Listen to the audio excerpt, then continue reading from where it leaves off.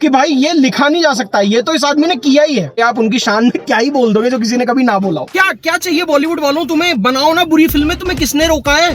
देने दो ना हम लोगों को थोड़ी गालियां, आने दो ना व्यूज हमारे। रोते रोते बोल रहा रुक जा मेरा मुजरा देख के जा, रुक जा। अरे यार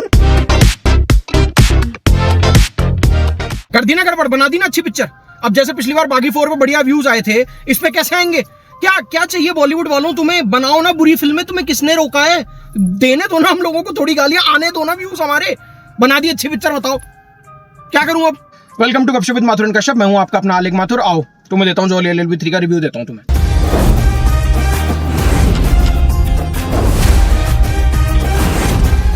तो भाई 2013 में आती है जॉली LLB 1, जो कि बहुत ही बढ़िया कोर्ट रूम ड्रामा था। इसमें थे अरशद वारसी, बमन ईरानी, सौरभ शुक्ला और अमृता राव। उसके बाद प्रोड्यूसर्स को लगा कि अच्छी फिल्म बन गई, हिट हो गई, चलो अब एक काम करते हैं, इसका सीक्वल बनाते हैं, लेकिन कास्ट बदल देते हैं क्योंकि अब हमें पैसा भी तो कमाना है। तो अरशद वारसी से बड़ा स्टार ये लोग लेकर आए। 2017 में आई जॉली LLB 2, जिसमें थे अक्षय कुमार, उमा कुरैशी, अन्नू कपूर एंड सौरभ शुक्ला को भाई साहब इन्होंने रिटेन करा क्योंकि सुंदरलाल त्रिपाठी जो वो प्ले कर रहे थे वो तो खैर बात ही अलग है।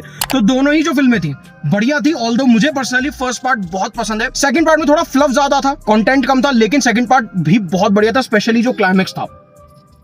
थैंक्स।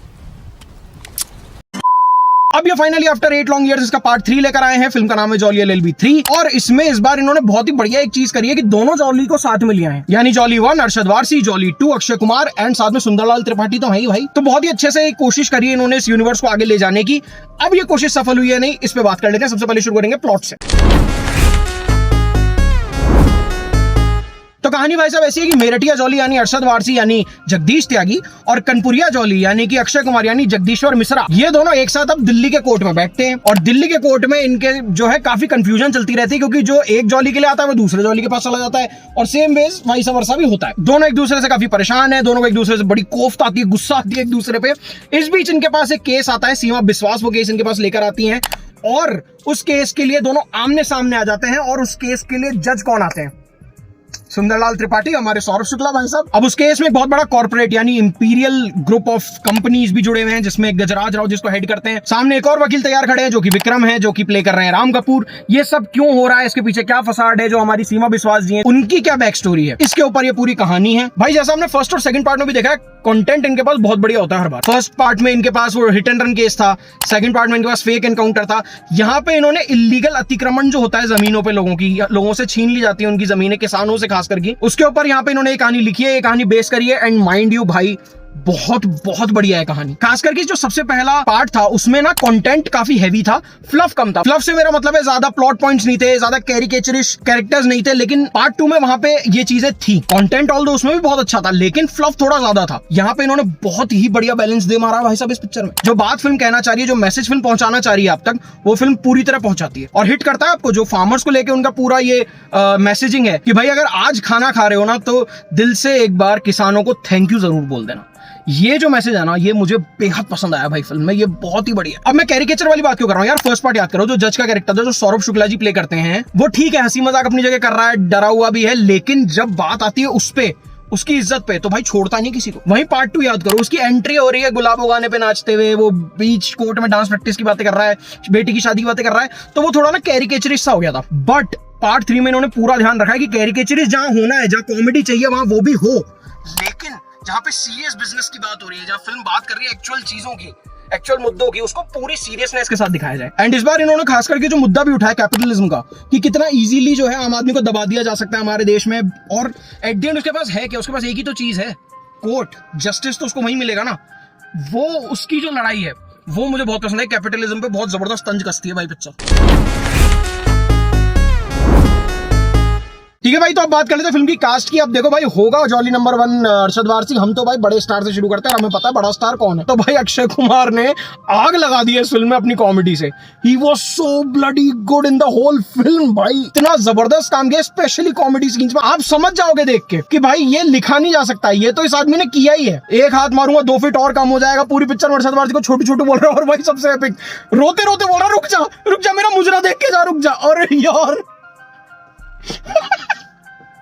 भाई वो इतना एपिक था, मैं तुम्हें क्या बताऊं। अक्षय कुमार बहुत बढ़िया है। ऑल्सो भाई सिर्फ कॉमेडी सीन्स नहीं, जितने भी उसको सीरियस सीक्वेंसेस दिए उनमें वो अच्छा है। But I would also like to mention here कि फिल्म में आपको दिखने लगेगी ये चीज, महसूस भी होने लगेगी कि it's an Akshay Kumar film, it's not actually jolly versus jolly. Arshad Warsi का रोल बहुत कम है, अक्षय कुमार के पास ही मेजर चंक है, और जिस तरीके से उसको प्रेजेंट किया है ना फिल्म में, हीरो वाला ट्रीटमेंट उसी को मिल रहा है। अगर मैं बात करूं दूसरे जॉली की, भाई Arshad Warsi is such a brilliant actor यार। जो क्लाइमेक्स में उसका क्लोजिंग स्टेटमेंट है, दिमाग घूम जाएगा तुम्हारा। इतना बढ़िया काम किया है अरशद वारसी ने, तुम देखते रह जाओगे भाई। He is so bloody good. And not just comedy, comedy तो of course we all know Arshad Warsi kills it every single time, but serious sequences जहां पे आपको वो इमोशन फील कराना है, वो ड्रामा फील कराना है, वो दर्द महसूस कराना है सामने वाले का, अरशद वारसी ने आउटस्टैंडिंग काम किया। अब आ जाते हैं हुमा कुरैशी और अमृता राव पे, जिनके पास पूरी पिक्चर में करने को कुछ नहीं है, वो बस है। वो इन दोनों की वाइफ्स हैं जो पुरानी फिल्मों से आई हैं, वो बस हैं। देन देयर इज गजराज राव, अच्छा रोल लिखा हुआ है, बेहतरीन काम किया है। एंड वो विलन है, लेकिन वो दहाड़ने चीखने चिल्लाने वाले विलन नहीं है, ऑरा है, आंखों से महसूस करा रहे हैं कि यार ये आदमी में गुस्सा भरा हुआ है। Then Seema Biswas ji, the great सीमा बिस्वास जी, भाई क्या ही बोल सकते हो आप उनके लिए, उनकी एक्टिंग के लिए। आप उनकी शान में क्या ही बोल दोगे जो किसी ने कभी ना बोला हो। एक सीन में वो सिर्फ रो रही हैं और सन्नाटा है चारों तरफ, और आपको वो महसूस करा देंगी भाई कि कितना दर्द भरा हुआ था इस लेडी में, जो आज जाके फटा है। एंड राम कपूर भाई साहब, बहुत बढ़िया काम है राम कपूर का भी। लेकिन एट द सेम टाइम मैं ये बोलना चाहूंगा कि पार्ट 1 और पार्ट 2 में जब अमन ईरानी और अन्नू कपूर साहब थे, उनको मैच नहीं कर पाए भाई राम कपूर जी। अब आते हैं फिल्म के जो स्टार हैं, जो फिल्म का मतलब सब कुछ है, जान है, फिल्म के सितारे हैं, फिल्म की शक्ल है, सब कुछ है। दैट इज सौरभ शुक्ला साहब। भाई मैं कैसे ही तुम्हें शब्दों में बयां करूं कि ये क्या काम करते हैं और उन्होंने इस फिल्म में क्या किया है। उनकी एंट्री से ही तुम्हें हंसी आनी शुरू हो जाएगी, एंड जब जब वो स्क्रीन पे आएंगे तुम्हारी हंसी नहीं रुकेगी भाई, इसकी गारंटी ले सकता हूं मैं। अकेले सौरभ शुक्ला साहब दोनों जॉली पे भारी हैं। जज साहब ने वकीलों की ऐसी तैसी मार रखी थी पूरी पिक्चर में भाई, जहां जहां सौरभ शुक्ला साहब स्क्रीन पे हैं, बाकी किसी को दिखने ही नहीं दिया है। बहुत टाइम बाद एक ऐसी फिल्म आई है, मैं साफ बताऊं तुम्हें, जहां पे एक कास्ट को मैं पॉइंट आउट नहीं कर पा रहा हूं कि उसने खराब काम किया। कोई अगर 2 सीन के लिए भी आया ना, तो उसने उस 2 सीन में भी बहुत बढ़िया काम किया है।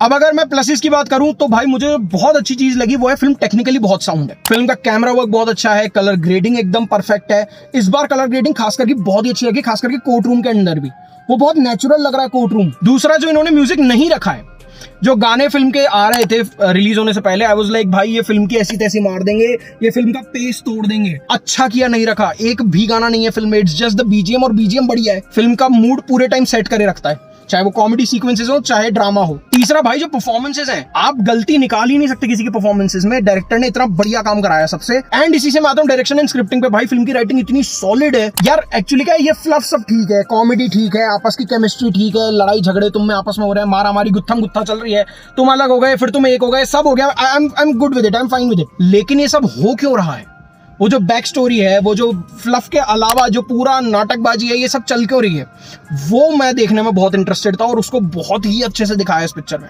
वो मुझे चीज बहुत पसंद आई। एंड डायरेक्टर साहब ने फिल्म को कहीं भी इधर उधर नहीं होने दिया, बढ़िया से सबसे काम निकलवाया और पिक्चर को बहुत ही सही तरीके से निकाल ले गए। अब अगर मैं माइनसेस पे आऊं तो कोई ऐसी ग्लेयरिंग मिस्टेक्स नहीं है, लेकिन एक दो जो हल्की फुल्की मुझे लगी। एक तो भाई फर्स्ट हाफ में पेसिंग के इश्यूज थे, मुझे महसूस हुआ कि यार इंटरवल हो क्यों नहीं रहा है। सेकंड, जो आपका मेन कॉन्फ्लिक्ट था, जो आपने ट्रेलर से और पोस्टर से सेट किया कि जॉली 1 और जॉली 2 जो है वो अलग अलग केस लड़ रहे हैं, it is basically jolly versus jolly, वो कॉन्फ्लिक्ट इतना इजीली सॉर्ट हो गया, इतना इजीली सॉर्ट हो गया कि आई वाज लाइक बस हवा निकल गई।